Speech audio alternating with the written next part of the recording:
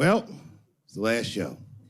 Here we are, Los Angeles, the world capital of rape and dick breath. The fuck has been going on out here? Keeps getting worse. Well, just when you think it can't get worse, they got Charlie Rose today.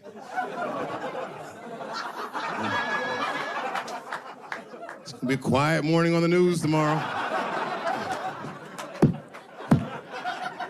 Charlie Rose, who's next, Captain Kangaroo? Everybody is raping like hotcakes. I, for one, am starting to get worried. You know, I've been in show business 30 years. I had no idea how much danger I was in. It's really some scary shit. I gotta tell you, Harvey Weinstein's probably the first person that I ever looked at a photograph of and was like, yeah, he rapes.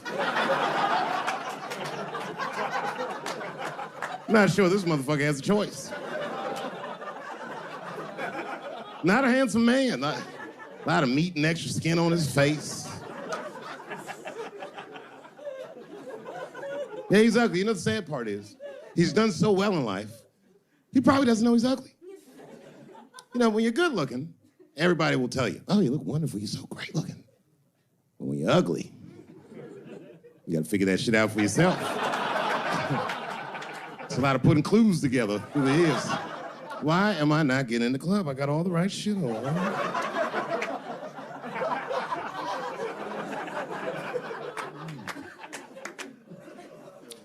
Because if it was Brad Pitt doing that shit, he wouldn't have heard a peep. The girl would just come back down like, I got the part.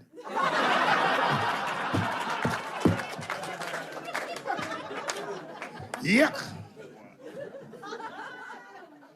Yet, it is important that I acknowledge, ladies, you are absolutely right. There you go. And they gotta all be mindful of that, guys, because this could happen to any of us. It could happen to me. I can see that. I can see myself showing up. Hi, I'm here for my 3 a.m. with Mr. Weinstein.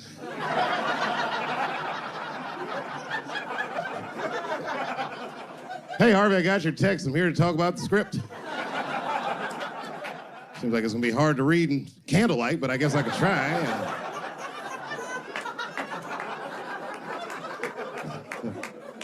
Sound like a fucking nightmare. Could you imagine that shit? Could you imagine if you was in a business meeting and a motherfucker pulled their dick out? In the middle of the meeting, I'd be like, yo, my man, this is the most unprofessional shit I've ever seen in all my days. Just let me finish, Dave Chappelle. I'll put you in all 3 Lord of the Rings.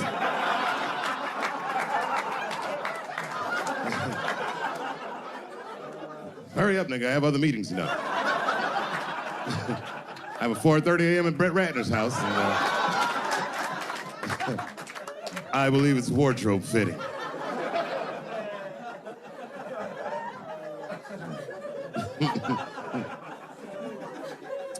Wow. I mean, it is really bad out here, isn't it? Kevin Spacey's out here grabbing men by the pussy. I didn't even know that was possible. Jesus Christ. You got the guy from Star Trek, The Next Generation. That's who we got. Last time, it sounded like he was more than that, but that's who set it off. He's 14 years old, and Kevin Spacey costumed him at a party, which I gotta say, by the way, for the record, been to a lot of parties in my day. Never been to a good one that had 14-year-old boys in it. Not even when I was 13, you know what I mean? Who wants to kick it with a bunch of hubba bubba chewing niggas like, having a good time, nigga. Yeah. Ironically, the kid grew up to be gay anyway, which means Kevin Spacey can sniff that shit out like a truffle pig. Yeah, he's one of me. And not the victim blame, but it seems like the kind situation that a gay 14-year-old would get himself into. I know I didn't say that right, but it's true, nigga. Like, you know why I say that though? Because I went to an arts high school, and like all them niggas was gay, man. Like in high school, all them dudes was gay, and them gay dudes was way more mature than the rest of us, and we didn't know why. We just knew they was mature. You ever see a gay dude at lunch? Perfect posture, nigga sitting there. Eating responsible. And then they take that thermos out. He'd be like, what the fuck is that? Is this nigga drinking wine with lunch?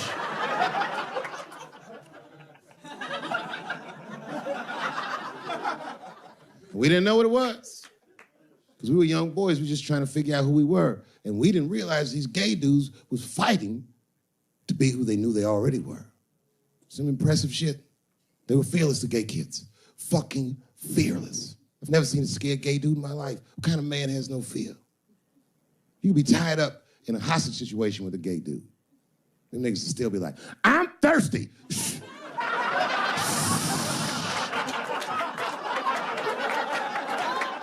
I'm thirsty, David. I need something to drink.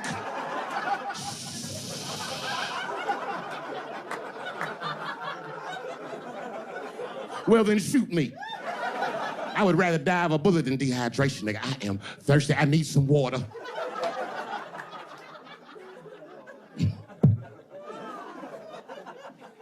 All jokes aside, Kevin Spacey shouldn't have done that shit to that kid. He's 14 years old and was forced to carry a grown man's secret for 30 years. Jesus Christ, he must have been busting at the seams with that one. The saddest part is, if he were able to carry that secret for 6 more months, I would get to know how House of Cards ends.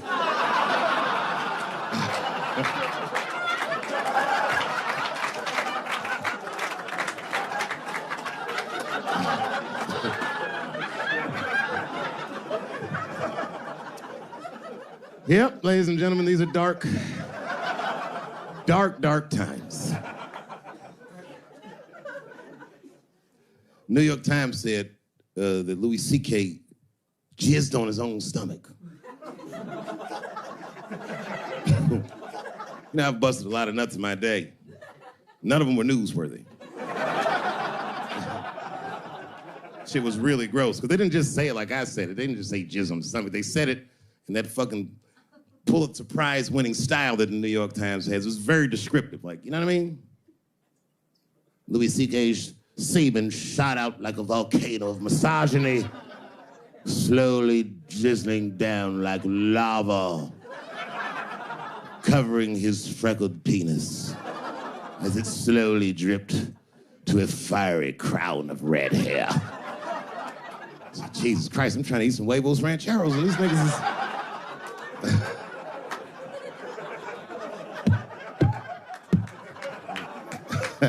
And you know, the tough part, being a comedian, knowing the motherfuckers, everybody comes up to me like, did you know? Did you know what Louis was doing? No, bitch, I did not know. The fuck you think we talk about at the comedy club? Hey, nigga, how was the weekend? Great, man. I was just jerking off in faces and coming on my own stomach, having a good time. You know how this business is. No, I didn't know. They act like we sit around like Grease. Tell me more, tell me more. Then she put up a fight. Dun, dun, dun, dun. Dun, dun, dun, dun, dun, dun. Sorry, I don't know the choreography, but you get the point. You get the point. She was intense. But Louis was like the turning point. I mean, you know, all these allegations are terrible. Louis was the only... I shouldn't say this, but fuck it.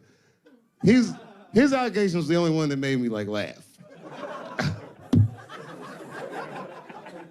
If you think about it,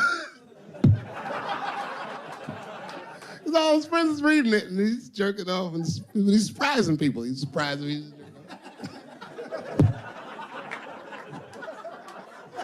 I just picture all the comics in comedy just reading it like, what?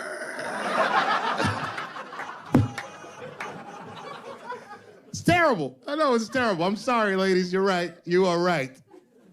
But at the same time, I mean, you know what I mean? I don't know. Jesus Christ, they took everything from Louis. I was like, I don't know, it might be disproportionate. I can't tell. I can't tell. This is like where it's hard to be a man.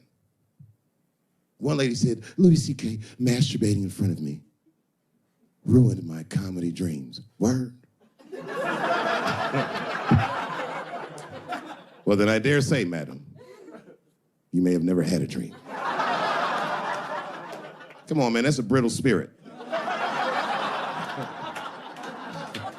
That is a brittle-ass spirit, nigga. That shit is too much. This is a grown-ass woman. You know what this shit is like? It's like COINTELPRO. You know what that is? It's a program that the FBI had under J. Edgar Hoover. In this program, one of the many things they did was they would track the sexual habits of anyone they considered an enemy of the state. It was a lit button. That's why they got all these fucking sex tapes with Martin Luther King fucking bitches. But lucky for us, he actually had a dream. You think if Louis C.K. jerked off in front of Dr. King, he'd be like, I can't continue this movement? I'm sorry, but the freedom of black people must be stopped. I didn't know this nigga was gonna pull his dick out and jerk off like this. I just thought we were gonna get a couple of drinks and chill. Show business is just harder than that. Them women sounded like, I hate to say it, y'all, they sound weak.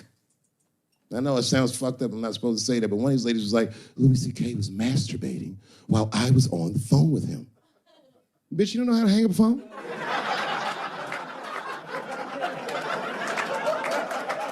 How the fuck are you going to survive in show business if this is an actual obstacle to your dreams? I know Louis is wrong, ma'am. I'm just saying I'm held to a higher standard of accountability than these women are. Don't forget who I am. Don't forget what I am. I am a black dude. And don't ever forget how I got here. My ancestors were kidnapped. I don't even know where the fuck I'm from. They were put on the bottom of boats. They sailed them across the Atlantic. Many of them died. Only the strongest survived. And once they got here, they beat the humanity out of my people. They turned us into beasts of burdens. They made us do their work. And the irony is, hundreds of years later, they called us lazy. We fought in the Civil War. We damn near freed ourselves. And then in Reconstruction, black people did great. My great-grandfather was a very wealthy man. But then the black coats came, Jim Crow came, and there was 100 years of unspeakable oppression again. Lynchings, all kinds of terroristic acts to keep us in the margins of society. And yet we still fought. And Dr. King was born. And then things got better. 20 years after Dr. King was assassinated, Michael Jackson was moonwalking on television. Something, something, something, Barack Obama.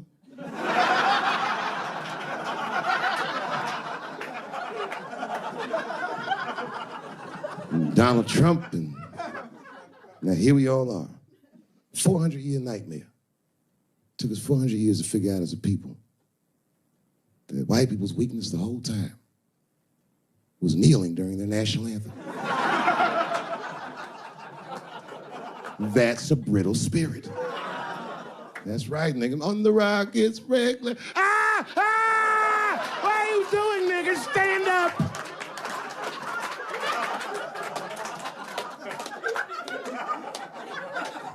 The Vice President of the United States got involved. Mike Pence got involved. He went to the game himself. These niggers will have to stand when they sing that.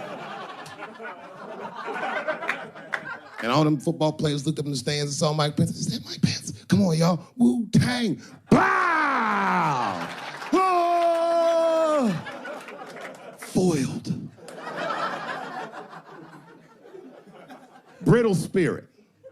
I could kill every white person in America at one time. You know how I'd do it? I would just wait for the Super Bowl. And right when they sang the national anthem, I'd have O.J. Simpson walk to the 50-yard line with them bad knees. Is that O.J. Simpson on the field? What the hell is he doing here? Oh, I know what he's gonna do. Stop him!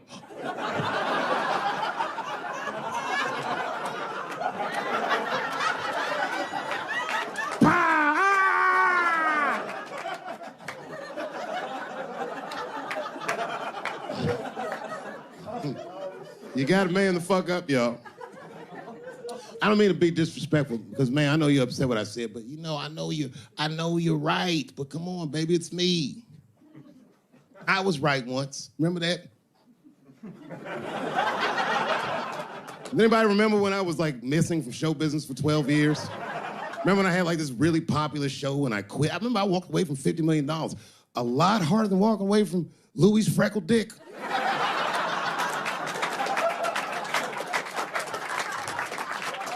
I didn't know that I'd ever work again.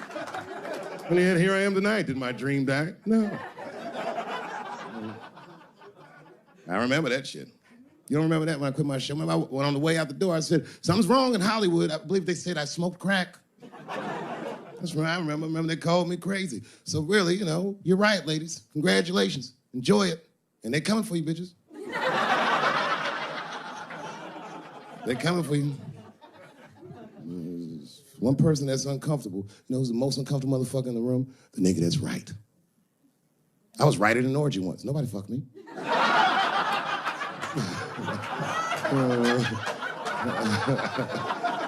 I was just walking around like Tom Cruise at the movies, just looking. And ruin the whole orgy by accident. It's easier to ruin an orgy than you think. All you gotta do is wait for it to get kind of quiet and then go, ew.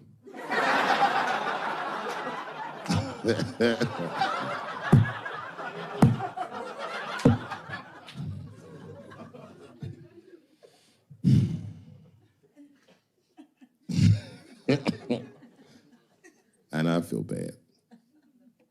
But I just feel like this is all happening for a reason. And ladies, I want you to win this fight. 10 years ago, I might have been scared, but you know, I got a daughter now, so if you win, she wins. So I'm rooting for you. And I agree with you. At least ideologically, I do. I don't know if you're doing it just right, but I mean, who am I to say? I don't think you're wrong. I just think that you can't make a lasting peace this way. You got all the bad guys scared, and that's good.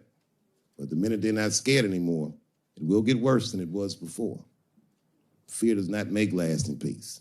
That's black people. And that's what it is. What this city really needs, without irony, I'll say this, the cure for LA is in South Africa. You motherfuckers need truth and reconciliation with one another. Because the end of apartheid should have been a fucking bloodbath by any metric in human history, and it wasn't. And the only reason it wasn't is because Desmond Tutu and Mandela and all these guys figured out that if a system is corrupt, then the people who adhere to the system and are incentivized by that system are not criminals. They are victims. And that the system itself must be tried. But because of how systems work is so compartmentalized as far as information, the only way we can figure out what the system is if everybody says what they did. Tell them how you participated. Because men want to help, they're just scared. Because Ben Affleck tried to help. Hey, what happened to these ladies is disgusting. Oh, nigga, you grabbed a titty in 95. All right, fellas, I'm out. Fuck that, I ain't helping. I just want to help. I want to be a good guy. Like, I can't even say the word Me Too anymore. The nigga tonight was like, Dave, I'm going to the comedy club. I was like, I am also going to the comedy club.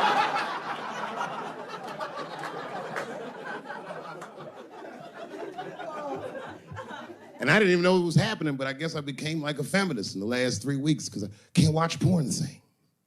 Like, I watch it sometimes, but I can't click on these motherfucking thumbnails, not with those titles. Guy crams young girl in the ass with hard right. I can't click on that. Come on, nigga, give me something I can click on. Dude gets sucked off by a midget. Little person, I say to myself. It takes me hours to find one clip. What the hell is this? Marginally groomed feminist enjoys consensual sex with vaguely homosexual guy with penis the same color as mine. Click.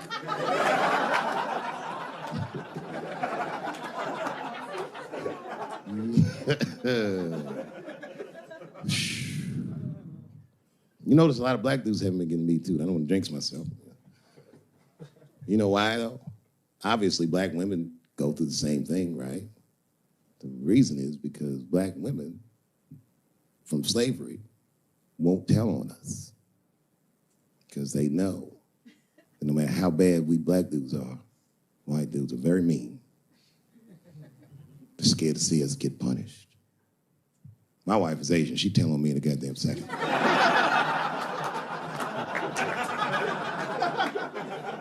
Ain't no fucking up in the Chappelle household. And the wildest shit about it is I live in Trump country. I live amongst the tiki torch whites, poor white people.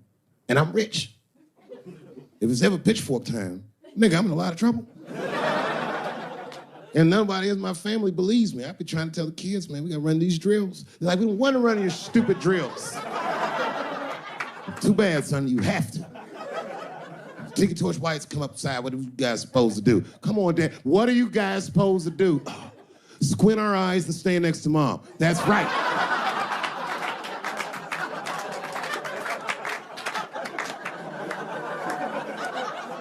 And what are you gonna bring me? Your gun and your groundskeeper uniform. That's right. I'll go outside and see what they want.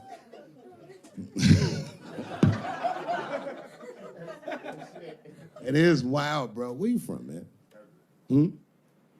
Where you from? New York. You from, what, Manhattan? Brooklyn. You are from Brooklyn, aren't you? You look like you can rob somebody with a hammer.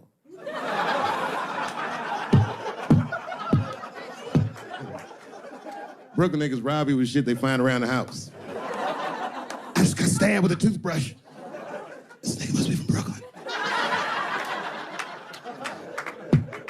I'm fucking around. Yeah, man. Well, you ladies are right. To be honest with you, your lives look terrifying to me. They do, man. I know nothing about being a woman, but I know fear. Yo, I used to live in New York when I was 17. And I couldn't even pay my bills. You know what I did to make money? I used to do shows for drug dealers that wanted to clean their money up. One time I did a real good set, and these motherfuckers called me in the back room. They gave me $25,000 in cash. I was probably 18, 19 years old. I was scared. I thanked them profusely. I put that money in my backpack. I jumped on the subway and started heading towards Brooklyn at 1 o'clock in the morning. Never been that terrified in my life. Because I never in my life had something that somebody else would want. I thought to myself, Jesus Christ, if motherfuckers knew how much money I had in this backpack, they'd kill me for it. Then I thought, holy shit. What if I had a pussy on me all the time?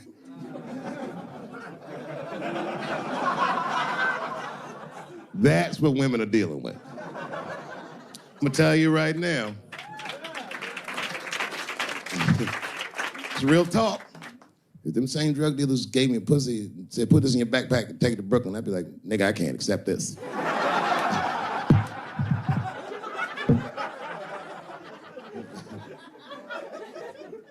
I empathize, man, you know. Everybody gets mad because I say these jokes. But you understand that this is the best time to say them. More now than ever. And I know there's some comedians in the back. Motherfucker, you have a responsibility to speak recklessly. Otherwise, my kids may never know what reckless talk sounds like. The joys of being wrong. I didn't come here to be right. I just came here to fuck around. It's hot in here suddenly, isn't it? I wonder where that heat came from. I wonder what happened to me. Where did I go for 12 years if I wasn't raped?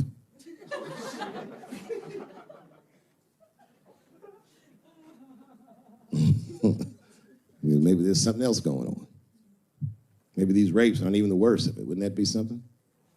Wouldn't that be something? You can go ahead and go to the bathroom, Brooklyn. You don't need to hear this shit.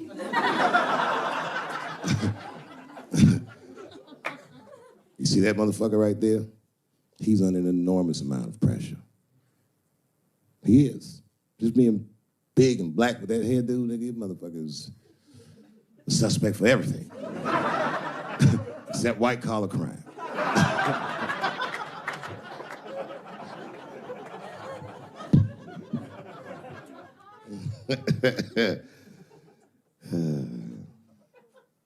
Sometimes I wouldn't talk about where I went, but y'all don't even want to know.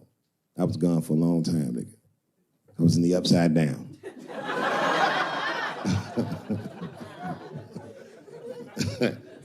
Scary being a white dude now, isn't it? A little bit, no? Well, you're not gonna get me too. But you know what I mean? It's funny for black dudes to see white people go through this because this is how it always is for us. All my heroes is either murdered by the government or registered sex offenders.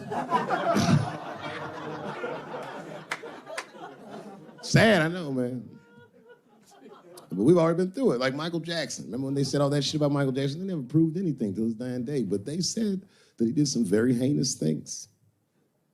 And one time I watched a documentary about it. They were talking about all the shit Michael Jackson allegedly did. And as they were saying all these allegations, they started showing pictures of his home, the Neverland Ranch. You ever seen Michael Jackson's house on television?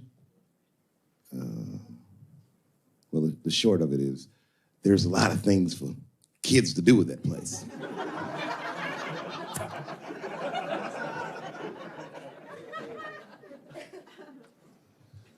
And I saw the whole thing, exotic animals and Ferris wheels and merry-go-rounds and shit. And the more they showed it, the more certain I was that I don't think Michael Jackson did any of those things they said he did. His house didn't look sexual. It looked like he was flossing on those motherfuckers.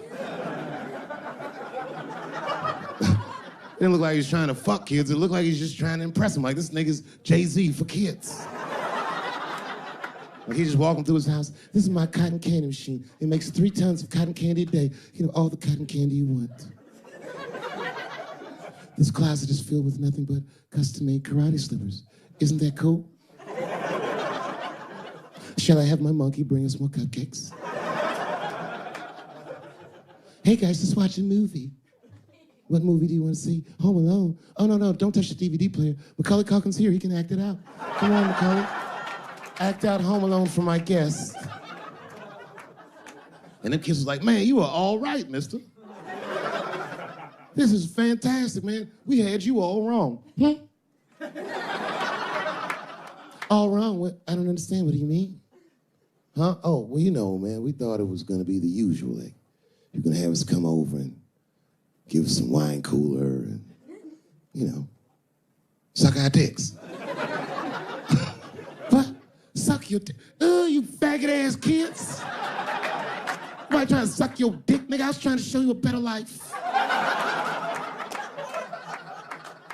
Bubbles, get these kids the fuck out of my house. You're just like everyone else. Hollywood is no place for moral absolutism. You know what I mean? We must never forget that R. Kelly peed on a 15-year-old girl. And he also wrote, I Believe I Can Fly. Same guy, same lifetime. If I showed you that video of him peeing on that girl and scored it to I Believe I Can Fly, he'd be torn. I used to think that I could not go on. You wouldn't know how to feel. If I can see it.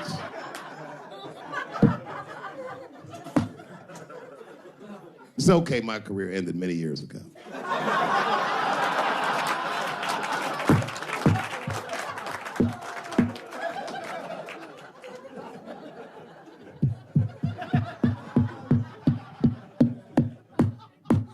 Order. No, I'm terrible. I'm sorry, everybody. I'm sorry. You want to know what happened to me? No. It's tempting, but I don't want to talk about it. Maybe at the end, when I run out of things to talk about. Actually, I'm almost there. I'm just trying to tell you what happened to me was I just didn't have a good go of it. I don't know what you guys think happens when you quit a successful show like this. I'll tell you what doesn't happen. They don't go, hey, well, good luck with your future endeavors.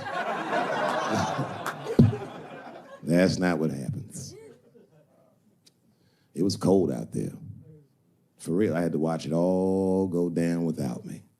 I had to watch all those people do my show, Key and Peele and Amy Schumer and Mind and Sia. Well, I'm not going to say they were doing my show. I'm just saying they were awfully similar. I was mad. And people would come up to me on the street and be like, yo, nigga, every once in a while. Most people thought I was crazy, but sometimes people come, yo, nigga, you did the right thing, man. You my hero. Nigga, I don't want to be your hero. I want to be rich.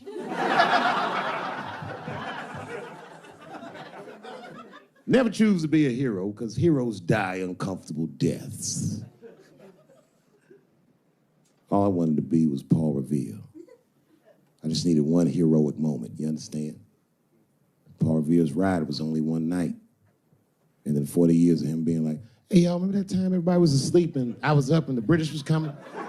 Boy, it's a good thing I was awake, nigga. Everybody be dead.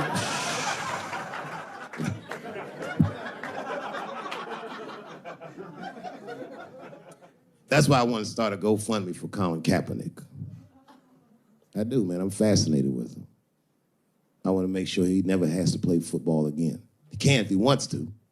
I just don't want him to have to. Because why the fuck not? I know he's rich and people would be like, I'm not giving a GoFundMe to a rich dude, but you should. You should.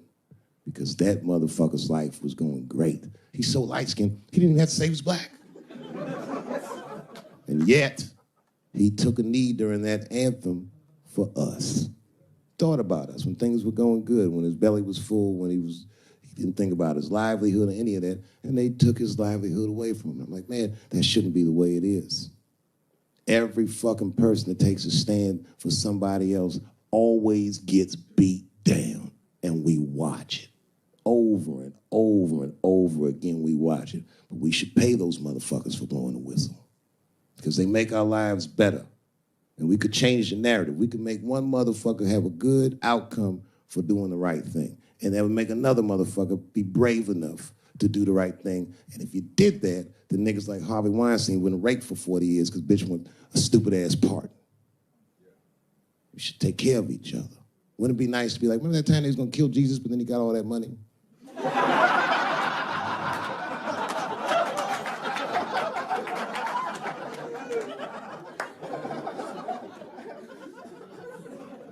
Real talk, man. It's not a racial thing. It's about us making our society better. It's about like even these women that are coming forward and they will say they're brave, and many of them are. And a few of them sucked the dick and got buyer's remorse.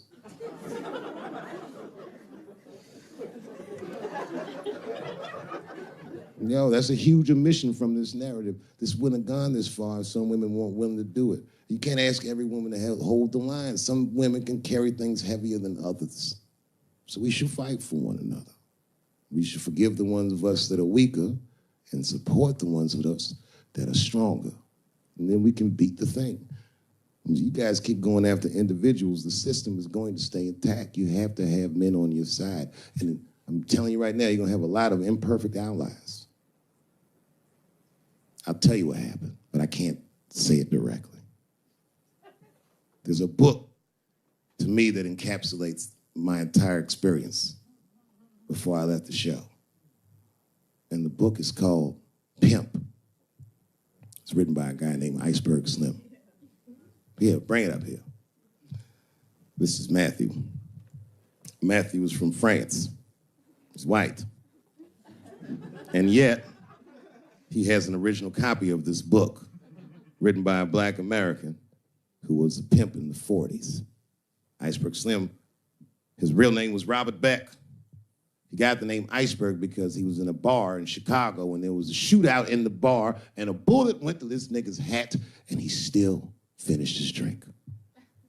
Pimps love shit like that. They said, man, you ice cold. And he said, I like that. And it stuck. This book is so heavy in the front. It has a glossary of pimp terms because the ideas are so foreign to the American ears. For instance, do you know what the phrase mileage on a hoe means? Of course you don't. Mileage on a hoe is a very wild concept. It means that pimps understand there's a finite amount of bad shit a person can do before they'll lose their fucking mind. And a good pimp can look at a woman that he's never seen before and call it, she's good for 500 fucks. That's her mileage. Anything over that, that bitch is gonna spill. They do it to you. Why the fuck do you think most of us work from 9 to 5? Because 9 to 6 might kill a bitch.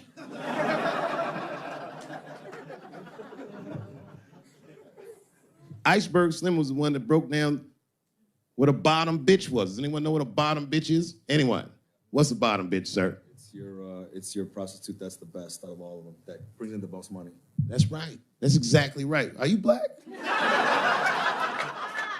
That's right. A bottom bitch is a pimp's number one hoe. She's even the bitch that helps him keep the other bitches in line. I will repeat. She's even the bitch that helps him keep the other bitches in line. If the pimp was McDonald's, then the bottom bitch is French fries. The rest of them bitches like fish sandwiches and cherry pies and shit like that. Iceberg Slim breaks down some of the coldest capitalist concepts I've ever heard in my life. He describes in detail how these men break women so that they will give them the money that they make with their own bodies. There's a story in here so cold it makes me shudder to think about it. Well, Iceberg Slim is trying to control the woman that he finds uncontrollable. So he asks older pimp how he can rein her in. And the older pimp says, oh, that's easy, Iceberg. All you have to do is beat that bitch with a coat hanger and then run her a bath and give her some pills. She'll be so grateful that you fixed her that she'll forget you were the motherfucker that beat her in the first place. That's some cold shit. Now, at the end of this book, Iceberg Slim tells a story. It's kind of the crescendo of the book. And in the story, Iceberg Slim's bottom bitch is at the end of her mileage. If she was good for 500 fucks, she was at 498. She was bubbling. You could see it. She was going crazy. She started saying all kinds of shit. Oh, I always wanted to be in the circus. Circus, this bitch is loose. I can juggle too, you know. Juggle. He had to let her go. It's hard to let her go. A bottom bitch go. And he wasn't ready to let her go because his organization couldn't handle losing her. But she didn't know that. She didn't know how important she was. So what he did was he called her to a diner. He said, look, bitch, you and I got to part ways. She said, fine, motherfucker. I don't need you anyway because I know somebody at Ringling Brothers. She's like, all right, bitch, whatever. I got one last trick for you. It's a big money trick. You do this for me, you get paid, I get paid, and we go our separate ways. He said, fine, motherfucker, what do you want me to do? He said, okay, there's a guy in that hotel across the street. He's waiting for you in room number 7. I want you to go over there and I want you to fuck him. But before you do, I need you to put some of this stuff in his drink. And then he's gonna fall asleep. When he does, there's a briefcase on his bed. Bring the briefcase to me. That's the trick, bitch. Can you handle it? She said, fuck yeah, I can handle it. And I can't wait to get rid of you. And she ran outside, jumped on a unicycle and pedaled across the street. And Iceberg watched her. He's like, man, she's pretty good. Man, if I never jerked off in her face, maybe she would have been in the circus right now.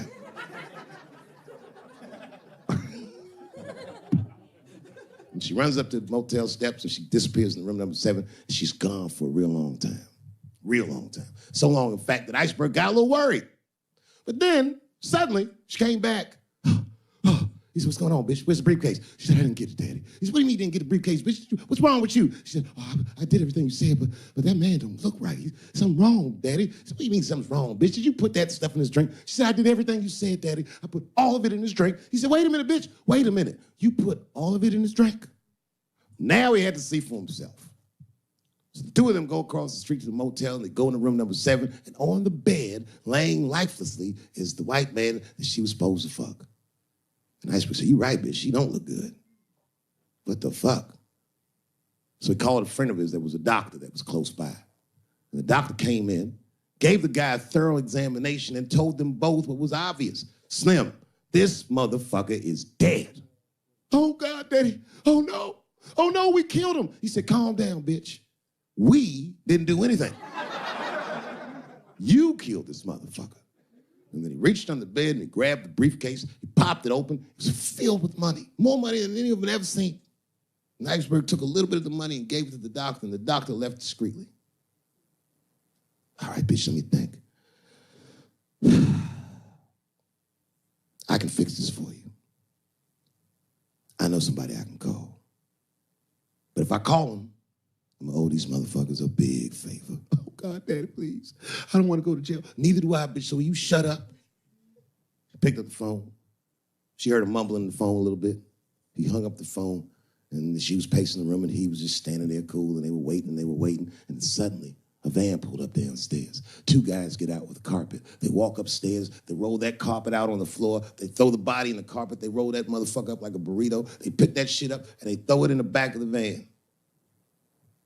They come back up, and Iceberg opens the briefcase again and gives them a little money. He says, I'll get in touch with you guys later. They say, you're not going to get in touch with us at all. We'll find you. He said, whatever, nigga. And they bounced.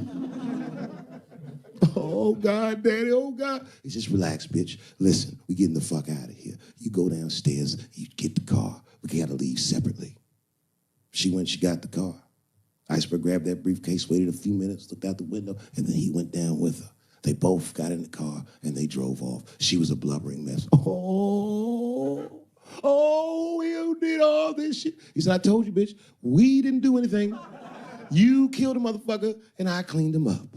And now we got us a secret, okay? Now, I know I'm not going to tell, bitch. It's you? Oh, no, I ain't going to tell. He said, all right, baby, cool. I'm going to need you to stay with me for a while till this shit cools down. She goes, okay.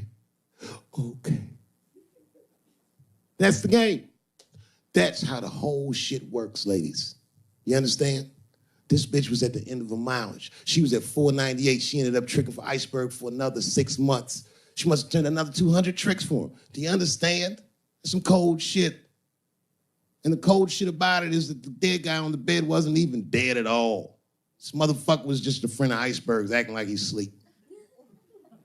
The doctor wasn't a doctor. It was a motherfucking butcher that happened to have a white coat. And the dudes who came in the moving van clothes was dressed like movers because they were movers. Iceberg had gotten a new apartment.